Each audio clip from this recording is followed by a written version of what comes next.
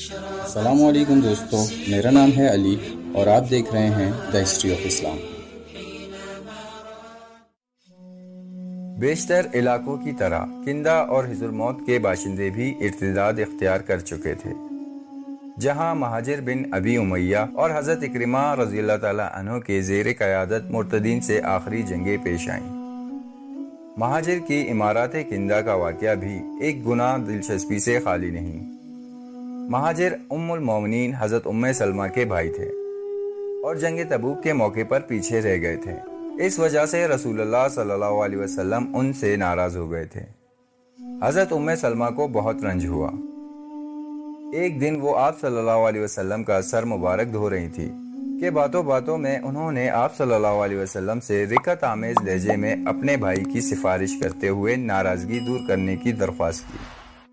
رسول اللہ صلی اللہ علیہ وسلم نے مہاجر کا قصور معاف کر کے انہیں کندہ کا امیر مقرر فرمایا۔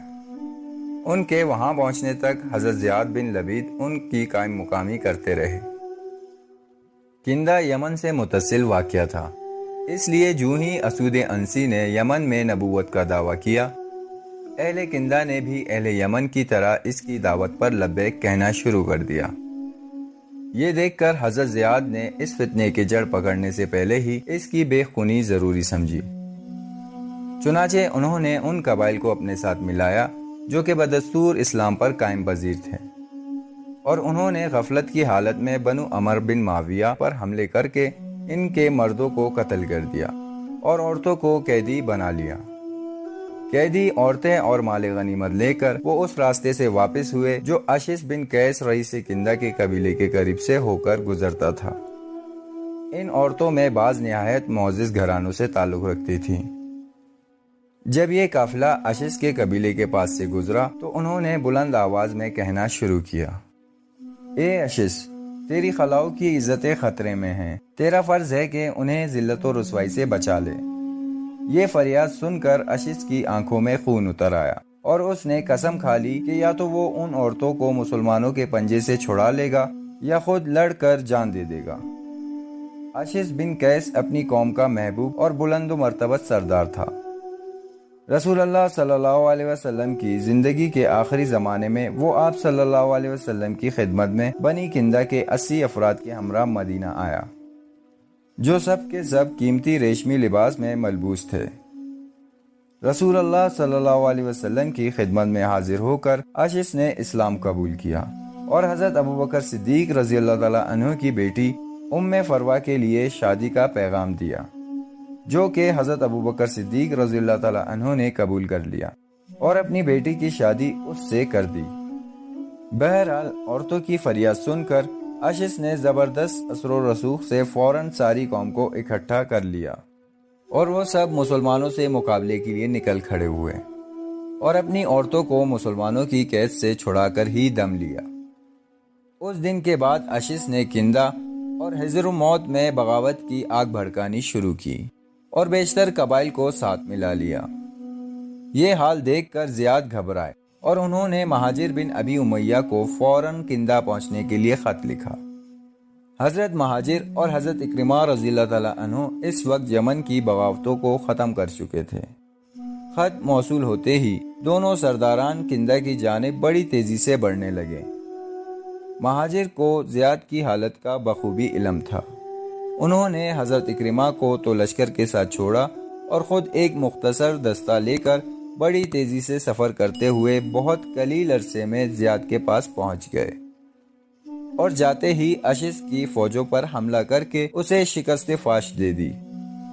اشس بھاگ گیا اور اس نے اپنے لشکر کے دیگر مفرورین کے ہمراہ قلعہ بخیر میں پناہ لے لی۔ قلعہ بخیر ایک مضبوط قلعہ تھا اور اس پر حملہ کرنا آسان نہ تھا۔ وہاں تک پہنچنے کے 3 راستے تھے۔ ایک راستہ تو زیاد نے قبضہ کر لیا، دوسرے راستے کی ناکہ بندی مہاجر بن ابی امیہ نے کی، تیسرا راستہ کھلا تھا۔ اس کے ذریعے قلعے والوں کو سامان رسد اور فوجی مدد برابر پہنچتی رہتی تھی۔ آخر حضرت اکرمہ رضی اللہ تعالیٰ عنہ بھی اپنی فوج کے ہمراہ پہنچ گئے اور انہوں نے تیسرے راستے پر قبضہ کر لیا، جس سے قلعے والوں تک اب مدد پہنچنی بند ہو گئی۔ اور وہ مکمل طور پر محصور ہو کر رہ گئے۔ حضرت اکرمہ رضی اللہ تعالیٰ عنہ نے اس پر اکتفا نہ کی بلکہ اپنے شہ سواروں کو کندہ سے ساحل بحر تک پھیلا دیا اور حکم دیا کہ انہیں جو بھی باغی ملے اسے بے دریغ قتل کر ڈالیں۔ قلعے میں موجود اشس نے اپنی قوم کی تباہی اپنی آنکھوں سے دیکھ لی تھی۔ اب خود اس کے سامنے بھی موت گردش کر رہی تھی، لہٰذا اشس صلح کرنے کے لیے حضرت اکرمہ کے پاس آیا اور ان سے درخواست کی کہ وہ مہاجر سے کہہ کر اس کی اور اس کے 9 ساتھیوں کی جان بخشی کرا دیں۔ اس کے بدلے وہ مسلمانوں کے لیے دروازے کھول کر قلعے ان کے حوالے کر دے گا۔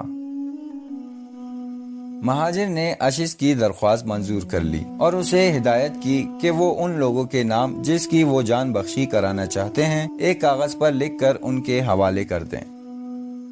اشس نے اپنے ساتھیوں کے نام تو لکھ دیے لیکن اپنا نام لکھنا بھول گیا اور اسی طرح وہ کاغذ مہر لگا کر مہاجر کے حوالے کر دیا۔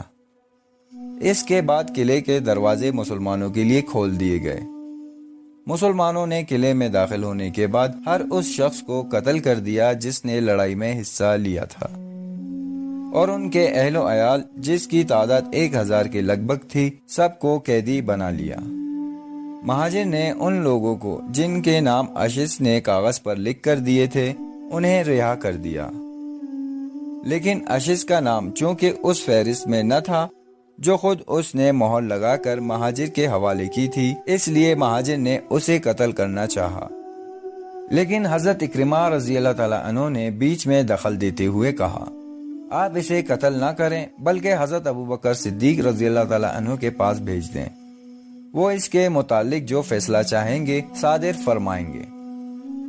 چنانچہ مہاجر نے اسے دوسرے قیدیوں کے ہمراہ خلیفۃ الرسول اللہ کی خدمت میں مدینہ روانہ کر دیا۔ مدینہ پہنچنے پر اشس کو حضرت ابوبکر صدیق رضی اللہ تعالیٰ عنہ کے حضور پیش کیا گیا۔ جب خلیفۃ الرسول اللہ سے گفتگو کا سلسلہ شروع ہوا تو اشس نے کہا میں آپ سے عاجزانہ التماس کرتا ہوں کہ مجھ پر رحم فرمائیں، میری قوم کے قیدی عورتوں کو چھوڑ دیں، میری غلطیوں سے درگزر فرمائیں، میرا اسلام قبول کرنا منظور کریں اور میری بیوی جو کہ آپ کی صاحبزادی ہیں مجھے واپس دے دیں۔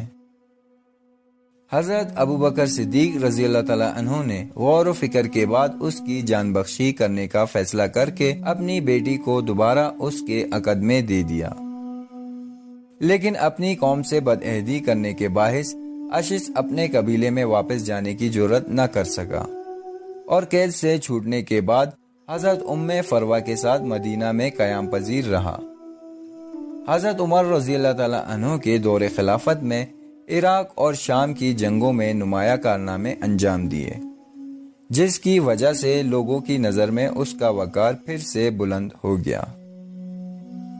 ادھر حضرت مہاجر بن ابی امیہ اور حضرت اکرمہ اس وقت تک حضر موت اور کندہ میں مقیم رہے جب تک وہاں پوری طرح امن و امان قائم نہ ہو گیا۔